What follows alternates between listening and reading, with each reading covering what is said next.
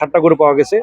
এখন এখানকার যে সংশ্লিষ্ট থানার যে পুলিশ অফিসার যে দায়িত্বপ্রাপ্ত তিনি আসছেন, এই যে মামলা রুজু হবে, আসামি ফরওয়ার্ড দেবে, পরবর্তী এর সাথে কারা জড়িত তাদেরকে অতি সত্বর ধরা হবে। 4টা বা 4:30টার দিক থেকে প্রচণ্ড বৃষ্টি হয়, রাস্তা কম দেখা যায়, তার ভিতরে মনে করেন ডাকাত দল এসে গাড়ি ব্যারিকেড দেয়, ব্যারিকেড দিয়ে আমাদের উপরে অ্যাটাক করে। ব্যারিকেড দিছিল ওই এলাকাটা কোনটা বলতে পারেন?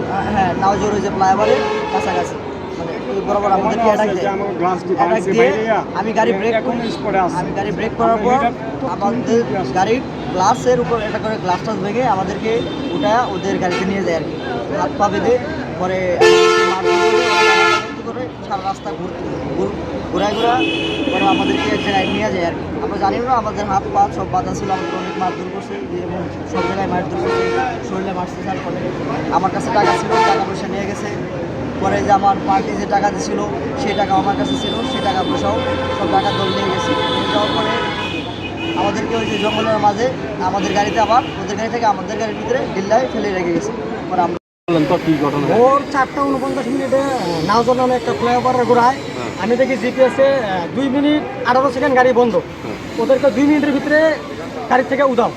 তারপরে ওদের ডাকাত দলের একজন সদস্য একজন গাড়ি চালায়া গাজীপুর চৌরাস্তা হয়ে মাওনার আগে আপনার এখানে একটা নজরুল একটা হোটেল আছে, নজরুল অ্যান্ড আসিফ, ওই হোটেলের ওখানে 13 মিনিট 48 সেকেন্ড গাড়ি ব্রেক করে গরু নামেছে। এটা আমার ধারণা আর কি, যেহেতু জিপিএস লাগানো আমার গাড়িতে।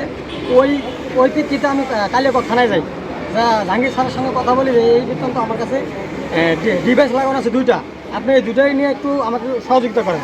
পরে উনি ওনার খোঁজ নিয়ে আমার কথা অনুযায়ী আমার আপনার জিপিএসের এটার মাধ্যমে আমাকে নিয়ে গেল নাওজোরে যে উনি সব কিছু পাওয়ার পরে আমাকে বলে দ্বিতীয় লোকেশনে চলে যায় বাগের বাজার।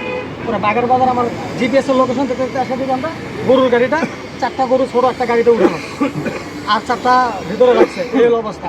আর ড্রাইভারকে আমি বাধা অবস্থায় পাইছি আপনার হচ্ছে মাওনা থেকে কালিয়াকৈর রাস্তায় ফুলবাড়ি একটু জায়গা সরকার বাড়ি, ওখানে ড্রাইভারকে আমি বাধা অবস্থায় পাই।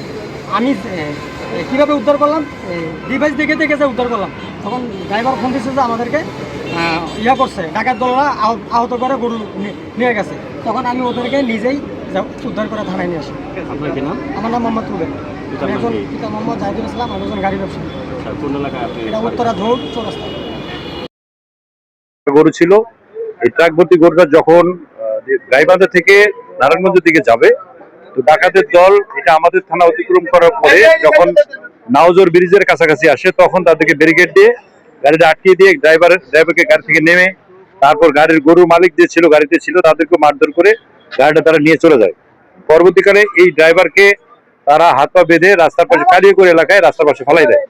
তখন এই ড্রাইভার তাদের জবানবন্দি ড্রাইভারের কথা অনুযায়ী আমরা জিনিসটা জানার চেষ্টা করি এবং তাকে নিয়ে ঘটনাস্থলে নির্ধারণ করার চেষ্টা করি কোথায় ঘটনা ঘটছে। তখন ওই ড্রাইভারকে নিয়ে যখন আমরা বের হলাম, ড্রাইভার বললো যে এটা হচ্ছে এই জায়গায় ঘটনা, সেটা হচ্ছে নাওজোর ব্রিজে ফ্লাইওভার ওঠার আগেই ঘটনা, এটা হচ্ছে বাসন থানা এলাকায়। গাড়ির যে মালিক, এই পিক আপের মালিক সাথেই ছিল, তাকে বললাম যে তোমার গাড়িতে জিপিআরএস লাগানো ছিল কিনা, তখন বলে যে হ্যাঁ আছে।